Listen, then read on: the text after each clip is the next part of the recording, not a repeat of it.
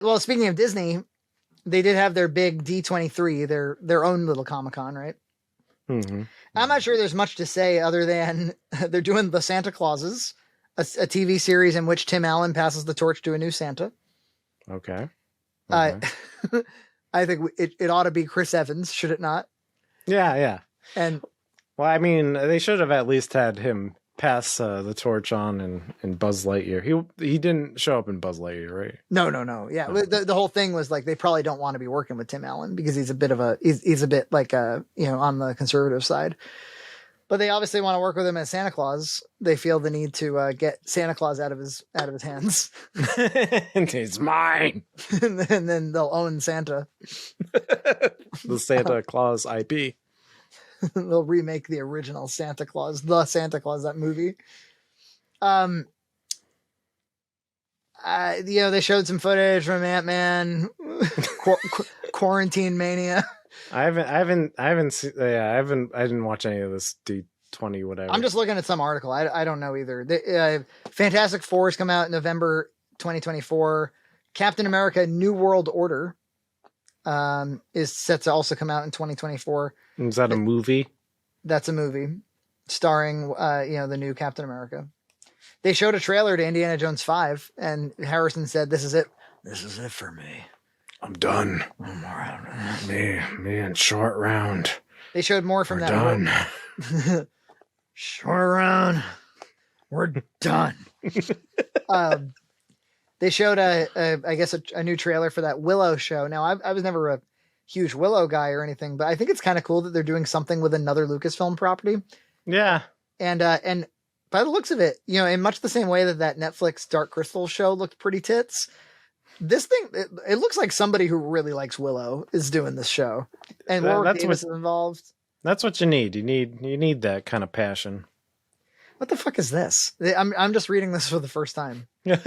So they showed a ton of footage from the new Avatar movie, which I think has a lot to live up to. I mean, it's just been so long, and everybody has second guessed the first one so much. There's a lot to earn back. It's been so long. 2009. Yeah, I remember what was it, 2010 when Plinkett started coming out with reviews, and he reviewed Avatar, and that was like it's decades ago. It was like an internet ago. But the thing that I was recoiling at a second ago was Mufasa the Lion King. They're doing a prequel to the Lion King. That live action Lion King made a lot of money. So I wonder if they're going now that we've got AI voice. Oh yeah, we got AI voice Darth Vader. We can AI voice Mufasa too. Yeah, totally. Hocus Pocus 2 Disenchanted, which was the sequel to Enchanted, which is kind of a cute Amy Adams princess movie they made in 2008. Right. Peter Pan and Wendy, which will be a Disney Plus animated film. Another Pixar film called Elemental. Don't know much about that. A whole lot of Pixar. Ironheart, Secret Invasion. There was a trailer for Secret Invasion's big Nick Fury show. Armor Wars, which is like the big Don Cheadle show. That seems kind of cool. Just thinking of Nick Fury, it's like he's been really absent from a lot of Phase 4, huh? Looks like he'll be very much in this. Maybe they can course correct a little bit. I mean, you see a thing like She-Hulk, and you're just like, I don't know how you come back from this. I don't know. They got their Daredevil. They've got Werewolf by Night, the Halloween-themed program starring Gail Garcia Bernal and Laura Donnelly. Marvel Studios' first TV special was revealed, along with a trailer and an October 7th premiere date on Disney Plus. Andrew, did you see the Mandalorian season 3 trailer? I did. Yeah, looks awesome. Looks great. That looks like fucking great. Oh, EJ, you'll be very pleased to know season 2 of The Bad Batch will be out soon. Oh, my friends! My friends! My friends are coming! Tales of the Jedi, which is another Filoni baloney. Oh, yeah. I'm all done. All done. I'm not watching another frame of that shit. I watched all 37 episodes of The Bad Batch. The Bad Batch, and I'm done. I think The Mandalorian is enough. They're doing a new National Treasure. I don't know if I Nicky don't think Nick Cage is Cage is in it. involved. No, I don't think so. But then what's the point? Those Zootopia. movies are Nick Cage. Yeah. I mean, you know, they've got new unscripted holiday specials. What the hell does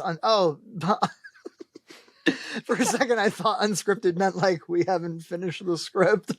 No, they just mean reality shows. I'll talk more about that in a second, actually. That's a good segue. Star Wars Young Jedi Adventures for Disney Junior. Now, I think this is smart. Because, you know, in all of our debates about Star Wars intention for children and stuff, it's like, well, Star Wars is the kind of property, much like Marvel, where you should be able to sell to every imaginable demographic. There should be a Disney Junior Star Wars. There should be a Disney XD Star Wars. And there should be, you know, like a teen to grown up Star Wars, you know, 4-quadrant Star Wars. And I think there's even, you know, I love to see Andor. I think there's room for like adult Star Wars, not rated R, but you know, like in the way that Marvel has its PG-13 fare and stuff. I think there's room for that. It looks like they're doing something with Disney Junior, which is cool. It means that people like Gloria can get in on it. Oh yeah, there was like a bunch of farm sims I saw. That's all I know for sure. Bunch of farm sims. They showed a little bit of the Breath of the Wild sequel, which I'm sure you're really stoked about. You can climb with Link again. Duh. I don't know. I mean, I love it. I loved Breath of the Wild. I know it's I'm one of those people who responds to that adventure, and if I go to a place and there's nothing there, I'm like, cool, I explore. Yeah, I don't know. I probably did sink about 2 hours into it, and I was just like, yeah, I get it. I have to switch. I got to go to the menu and switch like from this stick to that stick. It's just I was like, I don't know what's so fucking brilliant about any of this.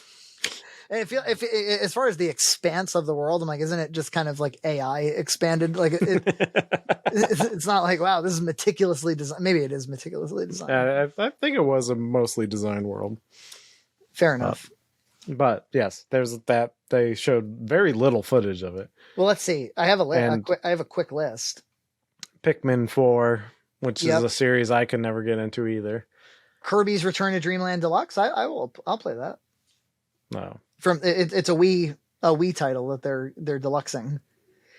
Wave 3 of Mario Kart 8 Deluxe's Booster Course Pass, so you get more courses. You know, that's probably a good thing to do because how are you gonna iterate on Mario Kart? You can't make a 9. It's like, what do you? Yeah, same thing with like another Smash Brothers. It's like, where do you go from there? You'd have to just like reinvent it. Yeah. You've done everything you possibly can. Farm Sim. Oh, GoldenEye. Oh yeah, GoldenEye. It's going to be on the service with online play. I mean, I'm not going to do online play, but you know, I'd probably play GoldenEye for a couple seconds. Exactly. There's no better first-person shooters that have been released since. None. Yeah. You'd be like, oh yeah, I remember when I played this. I didn't own GoldenEye as a child, actually. So maybe I'll give it maybe that's an opportunity to give it a little extra time. I mean, it was great at the time, but you know, it's blocky, it's weird. I mean, it's amazing that it's being released again on a Nintendo system with you know, all the rights issues that must be in there. It's a rare game which is owned by Microsoft. It's got the 007 license, so it's they must have a good complicated little relationship with Rare Microsoft at this point because they've got a Banjo-Kazooie on there too. Subscribe to Red Cow Entertainment on Patreon for full episodes every other week.